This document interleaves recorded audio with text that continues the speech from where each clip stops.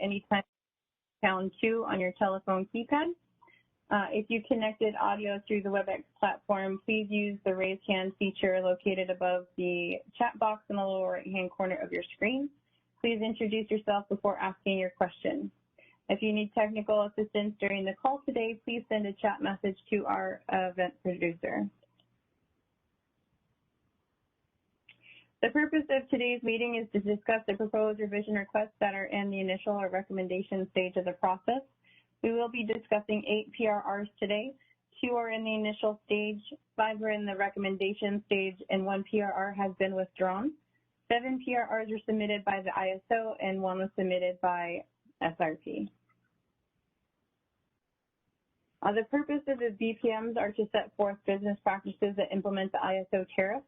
The ISO conducts a yearly policy initiative roadmap to consider and rank initiatives. Policy changes submitted through the PRR process will be referred to in the policy initiative roadmap.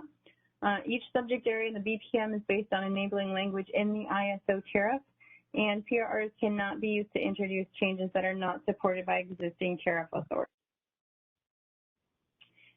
So first on the agenda today, we have PRR 1444, Monitoring Data Clarification. I apologize, the presentation didn't have the correct BPM title. This is for our demand response. This PRR has been withdrawn, and I'm going to hand it over to Elaine to discuss this PRR. Thanks, Nicole. Good morning, everyone. So just a little history. For demand response data, the ISO requires a demand response provider to submit their performance for settlement, and also requires the underlying load data and 90 days of historical data as monitoring data. The monitoring data is used in the performance calculation to create a performance value. In performing some analysis of data submissions, we noticed that monitoring data was not being submitted on a routine basis. And we recognize that the BPM failed to clearly identify the due date for the monitoring data. So therefore, PRR 1444 was created to identify a due date for the monitoring data and to identify the section of the tariff where we would use to sanction entities who failed to submit the data to the CAISO. We had implemented PRR 1444 to sanction late monitoring data at the resource level. We received a lot of concern with regard to how sanctions based on a resource level could outweigh the payment received for the DRP's performance. We also understand that you would prefer the penalties to mirror the way we sanction late metering data, which is assessed at the SCID level. With the way PRR 1444 was implemented, we're not able to do that because the section of the enforcement protocol that applies to metering data could not apply to monitoring data. The section that enforces the requirement around monitoring data could only be enforced at the resource level. So while we were adhering to the tariff, we understand this is a big concern, and we understand that you would prefer the sanctions to mirror the monitoring data to mirror what we sanction for metering data. Therefore, we've withdrawn PRR 1444. However, I do want to point out that submitting monitoring data is a long-standing tariff requirement. So while the ISO discusses how best to address the sanctions for not submitting this data, we're still monitoring reports that show missing submissions, and we're requesting that you do your best to submit this data by the T+52 deadline or closely thereafter. After the ISO decides how best to move forward, we'll reopen the PRR and alert you to our decisions on how we plan to sanction for monitoring data. Are there any questions?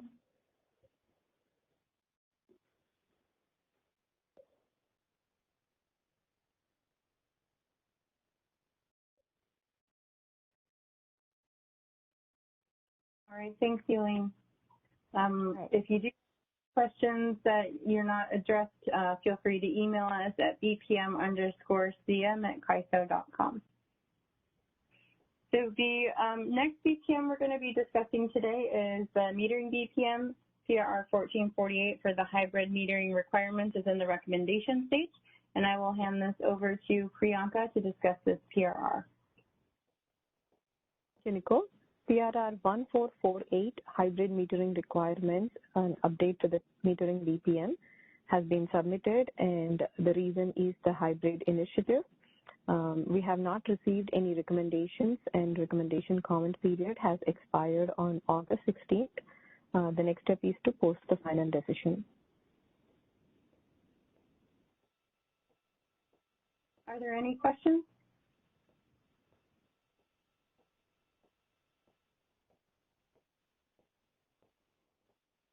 Thanks, Priyanka. The next BPM we're going to be discussing is reliability requirements. PRR 1447 is the removal of references to reserve sharing. This is in the recommendation stage, and I will hand it over to Melanie to discuss this PRR. PRR 1447 was to remove references to reserve sharing within the reliability requirements BPM, as it was removed from the section 40 of the tariff already. So far, we have no recommendation comments, and the next step is to post final decision. Are there any questions on this PRR?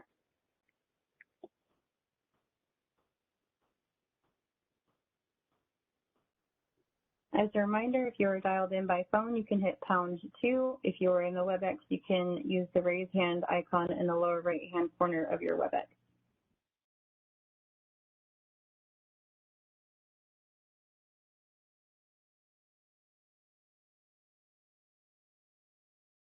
Thanks, Melanie. The next BPM is market operations. PRR 1445 is to update the list of acceptable use limitations and clarifications to the calculation of opportunity cost adders for use-limited resources. This is in the recommendation stage. The reason for this revision was to update the list of acceptable use limitations as well as adding some minor editorial changes. We did not receive any recommendation comments, and the comment period expired on August 16th, and the next step is to post the final decision. Are there any questions on this PRR?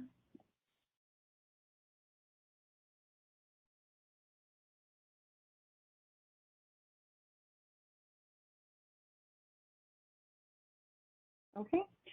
The next BPM is the market instruments BPM. PRR 1446 is updates to the list of acceptable use limitations, clarifications to the calculation of opportunity cost adders for use limited resources. It's the same as the market operations PRR that we just discussed. It is also in the recommendation stage. So the reason for this revision is the same as the market operations. We added the list of acceptable limitations, clarifications, as well as minor editorial changes. We did not receive any recommendation comments on this, and the recommendation comment period also expired on August 16th, and the next step is to post a final decision. Are there any questions on this PRR?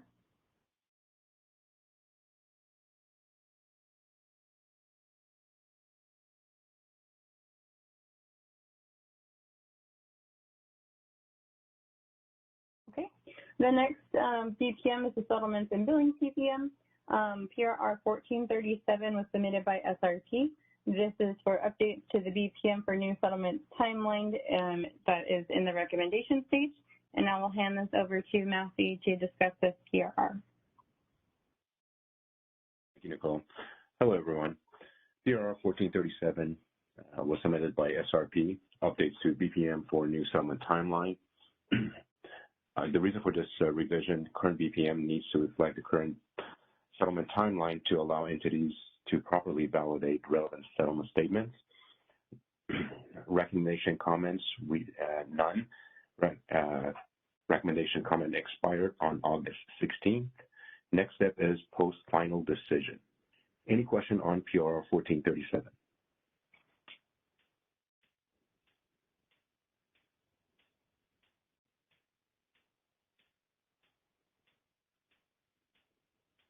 Thanks, Matthew. Thank you. All right, the next BPM is the generator management BPM, PRR 1449. This is for the 2021 Interconnection Process Enhancement Phase 1 implementation. This is in the initial stage, and I will hand it over to Jill to discuss. Thanks, Nicole. These changes are for the 2021 Interconnection Process Enhancements, IPE Phase 1 implementation. There's also an edit to a footnote unrelated to the IPE initiative that addresses partial capacity deliverability status for hybrid and co-located resources. There were no comments for the initial comment period that ended August 16th, and our next step is to post a recommendation. Are there any questions? As a reminder, you can hit #2 if you're dialed in by phone, or the raise hand feature in the bottom right-hand corner of WebEx.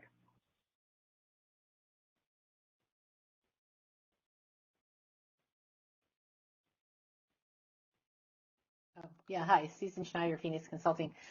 We submitted some comments, I think, to 1450 and not 1449. And I want to make sure we did not confuse the two, and perhaps we had some very extensive edits actually for the 2021 Interconnection Process Enhancements Initiative. So I need to go back and make sure we did not submit to the wrong thing. But would it be possible to move them over if we did? We had both under consideration at the same time, so I'll apologize if that was our mistake.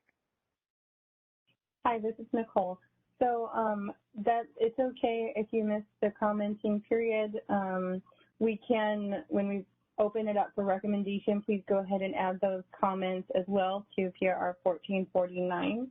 If you'd like to email that to us at bpm_cm@CAISO.com, I will pass them on to Jill for consideration also before the next meeting, and while she is gathering the recommendation information.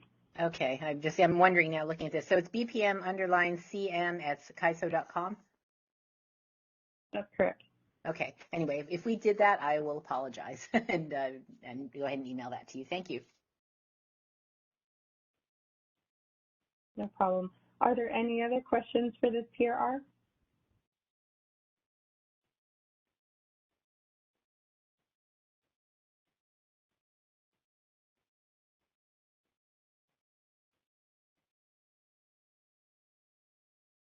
Okay. The next VPM is the Generator Interconnection and Deliverability Allocation Procedures, PRR 1450. This is a portion of the 2021 Interconnection Process Enhancement Initiative Phase 1 changes, also in the initial stage, and I will hand it over to Dawn to discuss this PRR. Thank you, Nicole. The reason for this revision is to the GitApp BPM is to incorporate some of the anticipated tariff changes resulting from the 2021 Interconnection Process Enhancement Initiative Phase 1 changes. I want to be clear that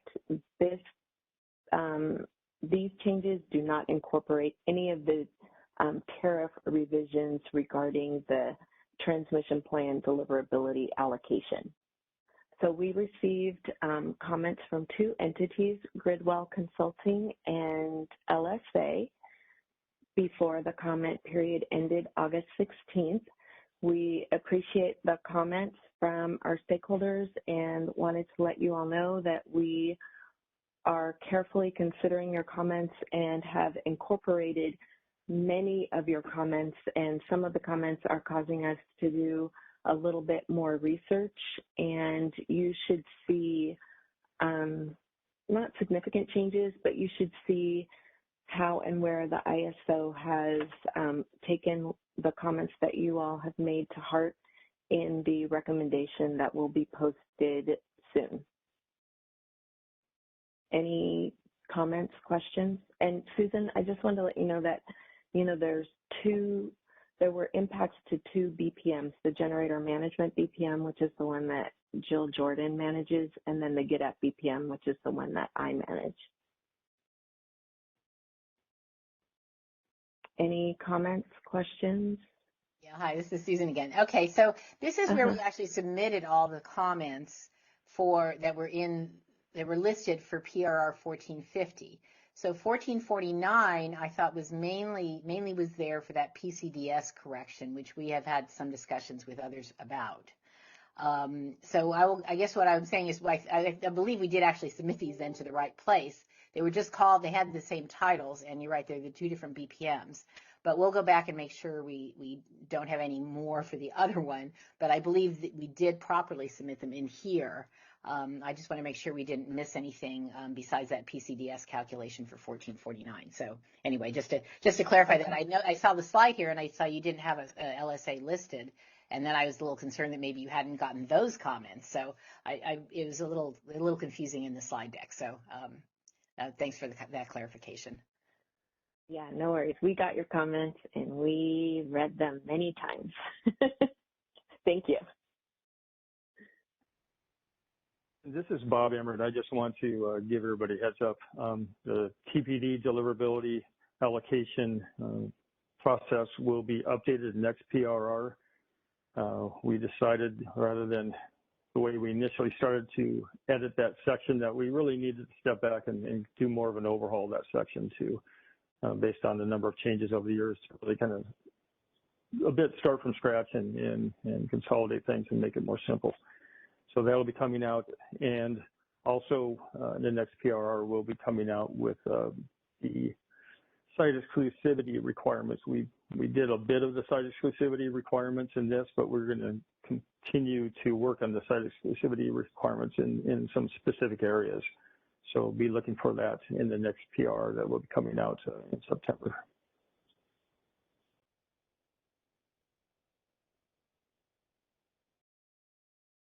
Bob and Don, are there any other questions for this PRR or comments?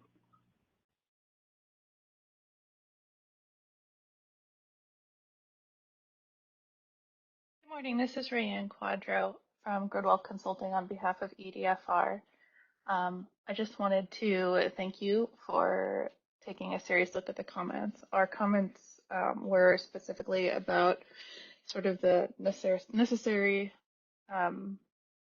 level of completeness for public land permitting. And as we explained in the comments, permitting on public land should be a little bit different, I think, than permitting on private land, given the reasons we outlined. And furthermore, I felt like we had got that far in the tariff language, so I appreciate, Bob, your clarification that there's another PRR forthcoming. Seeing that you hadn't dropped that final non-appealable language in this PRR caused us to panic a little bit. So this clarification here today makes me more comfortable. And if you'd like to have a conversation offline with EDF's development team to better understand any part of those permit processes, we'd be happy to give you our time. All right, thanks, Ryan. Yeah. Are there any other questions on this PRR? Hi, this is Songzhe Zhu from Grapevine. Bob, thanks for that clarification on that you will have another PRR regarding site exclusivity evidence. So I assume the offshore wind in particular will be in the next PRR? Yes, that's correct. We've been doing some further research and developing that language and working it through legal. So, you know, we actually have submitted that to legal, and legal's reviewing it at this point. And as well as, Rayanne, some of your comments that you provided, we're working with legal as well to come up with what we think is going to be our final proposal on those suggestions.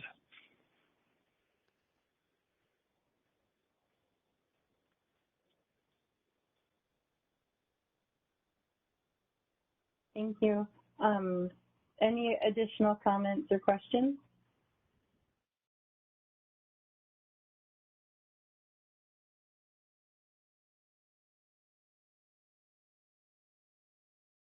Yes. Hi, Susan Schneider again.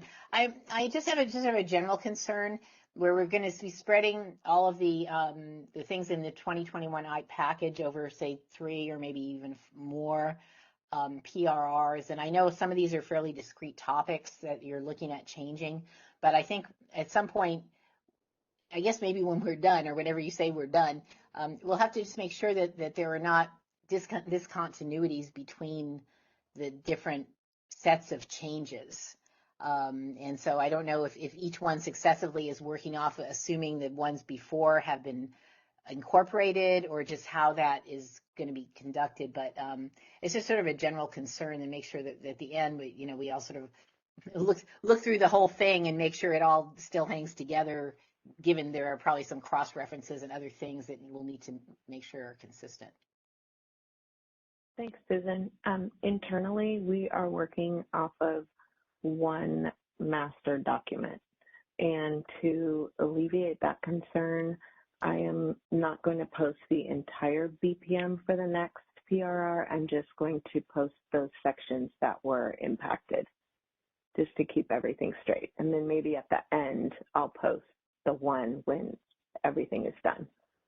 So everyone can have a comprehensive view of what the BPM is going to look like. Okay, that would be helpful, and maybe allow some input or some way to, even just an email, but just some way to, if people do notice any inconsistencies or discontinuities, that maybe they could communicate those in this process. Yep, welcome. Okay, thank you so much. Hi, this is Nicole. So yes, anytime you're reading through the BPMs and you have questions, just email us at the BPM mailbox, and I will make sure, or my counterpart will make sure that those questions, comments, and concerns get to the correct BPM group. So you can anyone can email us at any time when they have questions or concerns with the BPM languages. Are there any other questions?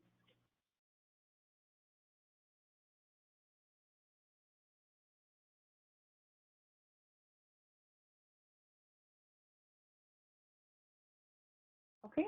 The next BPM meeting is on September 27th at 11 a.m. Like always, please email us at bpm_cm@kaiso.com if you have any questions, comments, or concerns. This concludes today's PRR call today. Thank you so much for joining, and I hope you have a great day.